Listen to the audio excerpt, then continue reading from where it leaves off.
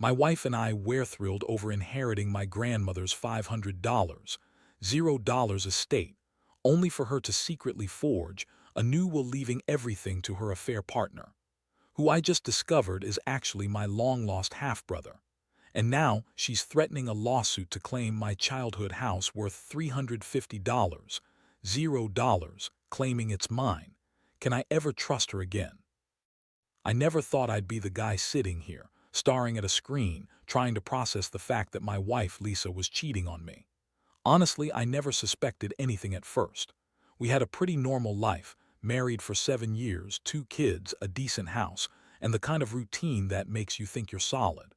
But then, out of nowhere, everything started to unravel.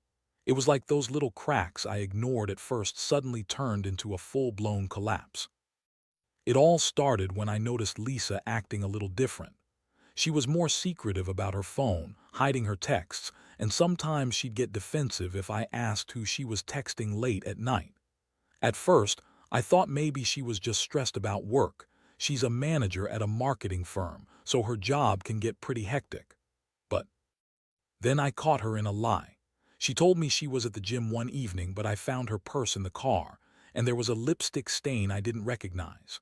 When I confronted her, she shrugged and said it was from a coworker, Emily, who she'd met at a conference. I bought it at the time, but the seed of doubt was planted. A few weeks later, I noticed her phone kept vibrating at odd times, and she'd slip away into the bathroom or bedroom to take calls. I decided to check her messages when she was in the shower one day. I didn't want to do it, but I was curious. Something felt off. That's when I saw it, a string of messages between her and some guy named Derek. It started innocently enough, talking about work and weekend plans, but then it turned intimate. There were flirtatious texts, photos of her in lingerie, and even plans to meet up. My stomach dropped. I felt like I'd been punched in the gut. I didn't want to jump to conclusions, so I kept digging. I started to watch her more closely, noting her late-night absences, her secretive behavior, and the way she'd get defensive if I pressed her. One night, I followed her after she said she was going out with her friends. She drove to a hotel downtown, and I parked nearby, watching her go inside with Derek. They were definitely more than just friends. The way she kissed him in the lobby, it was like she was trying to erase me from her mind. That was the moment I realized I'd been played. I felt numb, confused. I mean, I knew Lisa could be bitchy, manipulative even, but I never thought she'd cheat on me. It felt like a punch to the chest, like I'd been hit by a bus. All those years, all the promises, and it was all a lie. I couldn't believe she'd been hiding this from me, sneaking around behind my back and lying about her whereabouts. The worst part, she'd been doing it for months, maybe longer, and I was just blind to it. I remember sitting in the car after she went inside that hotel, staring at the building, trying to process what I'd just seen. My mind was racing. What does this mean for us? For the kids? For our future? I felt betrayed, furious, and honestly a little numb. I knew I had to confront her, but I wasn't ready yet. I needed to think, to plan. Because this wasn't just about her cheating. It was about my entire world turning upside down, and I wasn't sure how to put it back together. The next morning, I woke up feeling like I'd been hit by a freight train. My head was pounding, and the weight of everything hit me all at once. I knew I couldn't keep pretending like nothing was wrong. The evidence was staring me in the face, and I had to face her. I made a decision. I was going to confront Lisa that day, no matter how much it hurt. I had to know what she was thinking, why she did this, and most of all, if there was any hope left for us. I waited until she was in the kitchen, sipping her coffee and scrolling through her phone like nothing had happened. I took a deep breath, trying to steady my nerves, and then I said, "Lisa, we need to talk." She looked up, her eyes narrowing slightly, like she knew exactly what I was about to say. She looked at me with that bitchy smirk she always wore when she thought she was in control. "What's there to talk about?" she snapped. "I'm busy. Can't you see I'm in the middle of something?" I didn't bite. Instead, I took out the evidence I'd gathered, screenshots of her messages with Derek, the photos, the hotel receipt from last night. I laid everything out on the table. Her face went pale for a moment, then she became defensive, trying to dismiss it. "Oh, come on," she said, rolling her eyes. That's just a stupid misunderstanding. You don't know what you're talking about. You're paranoid like always. I shook my head, feeling a mix of anger and sadness. No, Lisa, I saw everything. You've been cheating on me for months. Don't lie to me now. I deserve the truth. Her eyes flickered with a mixture of contempt and panic. You're overreacting. It's just sex, okay? It doesn't mean anything. You're making a big deal out of nothing. I couldn't believe her. The way she said it, like her affair was just some trivial thing she did on the side, made me sick. I felt betrayed, but also angry, angrier than I'd ever been in my life. How could she just brush this off? How could she lie so effortlessly? She started to cry, but it wasn't genuine. It was more like a show, a way to manipulate me into feeling sorry for her. You don't understand, she whined. It's complicated. Derek's not just some guy. He's family. You'll see. Things will change and you'll understand. That's when I realized the full extent of her lies. She was spinning some story trying to justify her actions, but I wasn't buying it. I knew she'd been lying about her relationship with Derek, and I suspected more than just cheating, something darker, something I hadn't uncovered yet. I felt numb again, but also furious. How could she lie to my face? How could she betray me like this after all these years?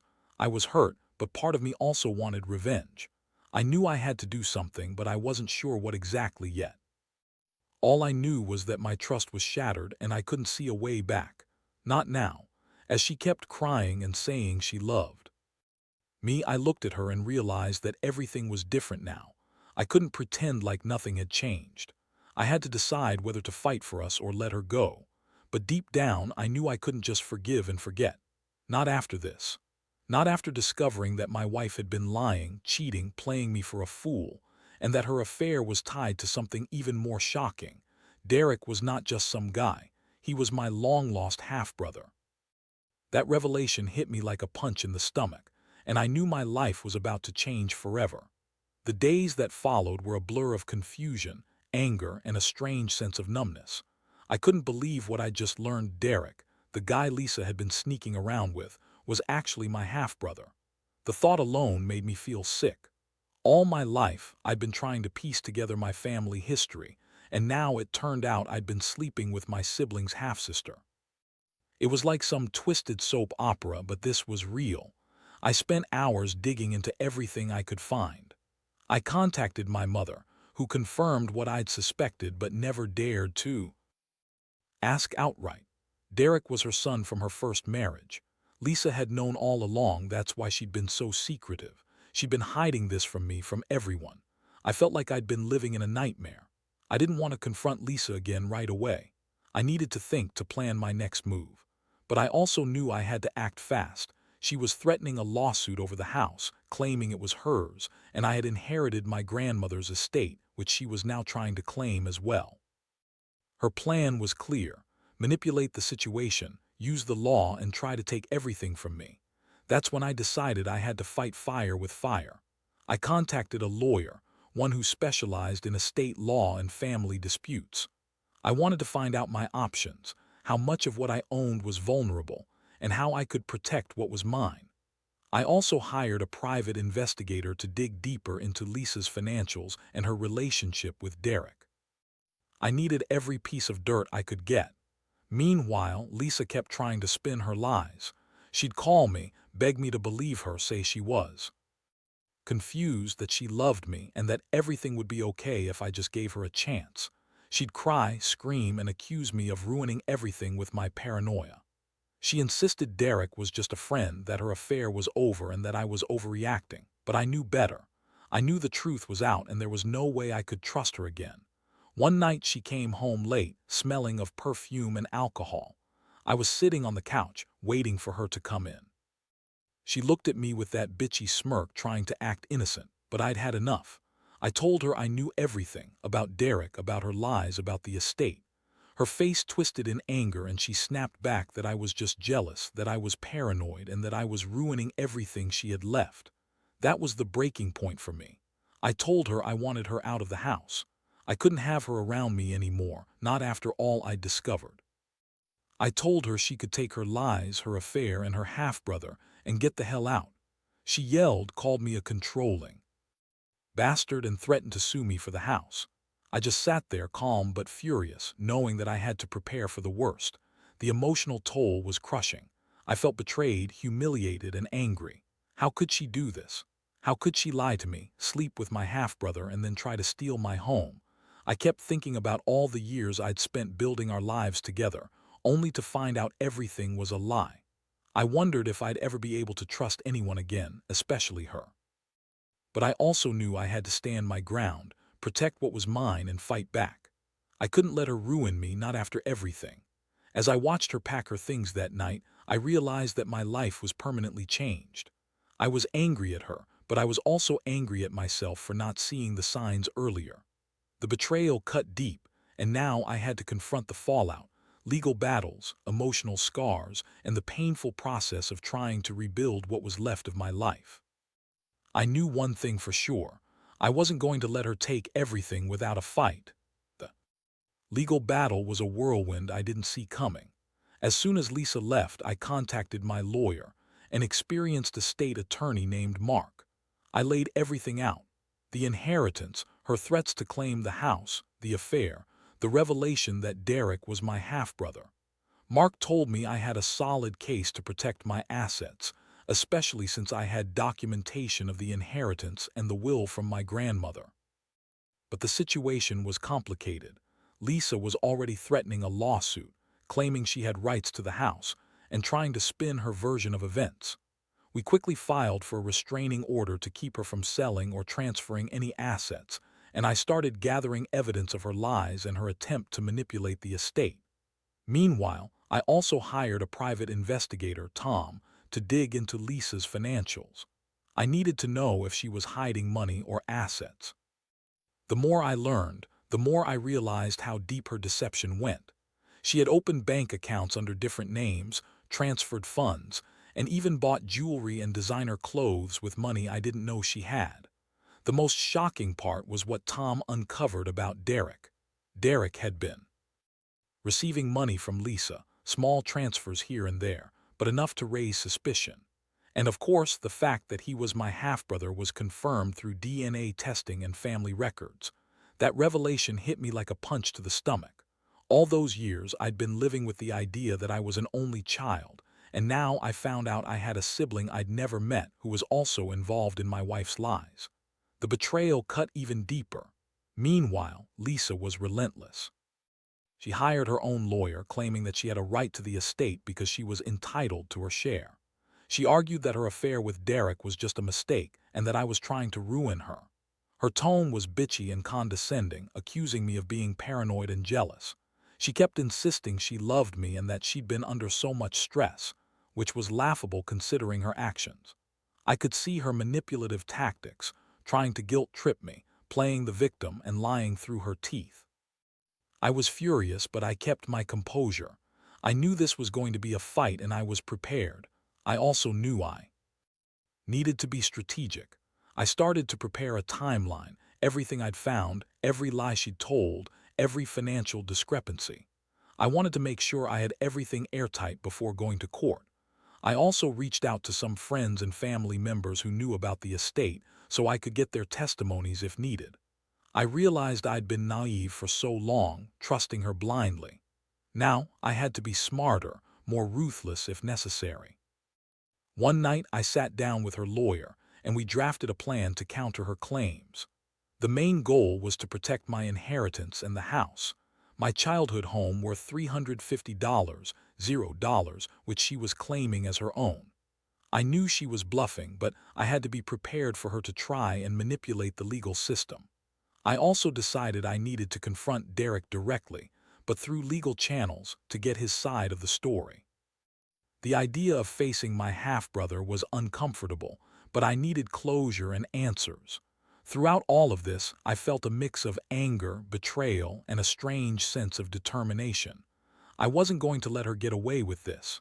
She thought she could lie, cheat, and manipulate her way into my life and assets, but I was determined to fight back.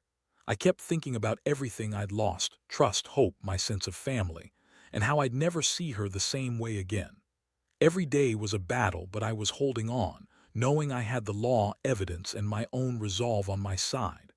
I was ready to go to court, to expose her lies and take back what was mine. The court hearing was set for a few weeks after I filed my case, and in that time, everything intensified. Lisa was doing her best to spin her story, claiming I was abusive and paranoid, painting herself as the victim. She even tried to manipulate some of our friends and family, insisting that I was trying to ruin her and Derek's lives, that their affair was just a mistake she deeply regretted, and that the estate was rightfully hers because she deserved some of it. Her tone was bitchy and condescending as she threw accusations, trying to sway anyone who'd listen. Meanwhile, I was working tirelessly with my lawyer, Mark, to prepare my case. We had a mountain of evidence, screenshots of her affair, the financial records from her secret bank accounts, the DNA test confirming Derek was my brother, and the legal documents from my grandmother's will. I felt confident but also exhausted. This whole ordeal was draining me emotionally, but I knew I had to stay strong. The day of the hearing finally arrived. I remember walking into the courtroom feeling a mix of anger and determination. Lisa was there, looking smug, trying to act like she had the upper hand. She kept throwing glances my way, trying to intimidate me with her bitchy smirk. But I didn't let her get to me. I had my evidence, and I was ready to fight for what was rightfully mine. The judge listened carefully as both sides presented their arguments. Lisa's lawyer tried to argue that she was entitled to a share of the estate because she was married to me and had contributed to the household. She even claimed that I was trying to cut her out unfairly, that her affair was just a mistake, and that she deserved a fair share. I could see her trying to manipulate the courtroom, but I kept my composure. When it was my turn, I laid out everything: my grandmother's will, the inheritance, her lies, her affair with Derek, and the fact that Derek was my half-brother. I explained how her actions had betrayed not just me, but also my family's trust. I emphasized that she had no legal claim to the house or the estate, especially considering her deceit and betrayal. I presented the DNA evidence, the financial records, and the legal documents. I could see her face falter a little as I spoke, realizing her manipulative tactics weren't working anymore. The judge took his time, reviewing all the evidence, and finally he made his ruling. It was a clear victory for me. The court confirmed that the estate and the house belonged to me, and Lisa had no legal claim to them. She was ordered to cease all claims, and the court also granted a restraining order, preventing her from contacting me or attempting to interfere further. I felt a huge weight lift off my shoulders, but at the same time, I was filled with a deep sense of betrayal and loss. After the court session, Lisa stormed out, calling me every name in the book, yelling that I was ruining her life. I just watched her go, feeling a strange mix of relief and sadness. I knew I'd won legally, but emotionally I was devastated. The woman I'd loved and trusted had been hiding a dark secret: her affair, her lies, her manipulations, and worst of all, her involvement with Derek, my half-brother. In the days that followed, I started to rebuild my life. I moved out of the house she was trying to claim, secured my assets, and began the long process of healing. I cut ties with her completely and focused on my kids and myself. I also reached out to some close friends, people I could trust, to help me process everything. I realized I'd been naive, trusting her blindly for too long, but I also understood that I had fought for my dignity, my inheritance, and my family's legacy. Looking back, I see how far I've come from that devastated man who found out about her affair to someone who's learned to stand his ground. It's been a brutal journey, but I'm stronger now. I've learned not to ignore the signs, not to let someone manipulate me, and most importantly, not to let betrayal define me. If there's one thing I want others to know, it's that even in the darkest moments you have to fight for yourself. Trust is fragile, and once broken, it's nearly impossible to repair. But sometimes, standing up and fighting back is the only way to reclaim what's yours. After everything was settled legally, I thought I'd finally get some peace. But honestly, the emotional scars lingered longer than I expected. Every time I saw her face or heard her name, a rush of anger and disappointment would come flooding back. Still, I knew I had done what I needed to do, fought for my inheritance, my dignity, and my family's legacy. The betrayal was deep, but I was determined to rebuild from the wreckage. In the months that followed, I focused on healing. I moved into a new place, closer to work and the kids' school, trying to give myself some distance from everything that reminded me of her. The kids, thank God, didn't fully understand what had happened, but I made sure they knew they were loved and protected. I kept things simple and tried to keep my emotions in check, even when I felt like breaking down inside. One of the hardest parts was dealing with the fallout of discovering Derek was my brother. I had so many questions. Who else knew? Did my mother know about the affair? How long had Lisa been hiding this? Part of me wanted to confront Derek to hear his side, but I knew that wouldn't fix anything. Instead, I decided to focus on myself and my family. I reached out to a counselor to help me process everything, to make sense of the betrayal and the complicated family ties. It was a long road, but I knew I had to face it if I wanted to move on. Looking back, I realize how much I learned from this nightmare. Trust is fragile and betrayal can come from the people you least expect. But I also learned that no matter how dark things seem, you've got to stand up for yourself. I thought I lost everything, the marriage, the house, the trust, but I found a way to reclaim my life piece by piece. I learned to be more cautious, to listen to my instincts, and to never ignore the warning signs again. As for Lisa, I haven't spoken to her since she left. I don't think I ever will. Some betrayals are just too deep to repair. I hope she finds happiness somewhere, but I know I can't be part of it anymore. My focus now is on my kids and building a future based on honesty and trust, things she shattered long ago. This experience has changed me forever, but it's also made me stronger. I've faced the worst and come out the other side. If I could give one piece of advice to anyone reading this, it's this. Don't ignore the signs of betrayal, and when it happens, don't be afraid to fight for what's yours. Sometimes, the only way to truly move forward is to confront the truth head-on and refuse to let anyone steal your peace. Because at the end of the day, your happiness and integrity are worth more than any inheritance or material thing. And no matter how dark things get, there's always a way to find the light again.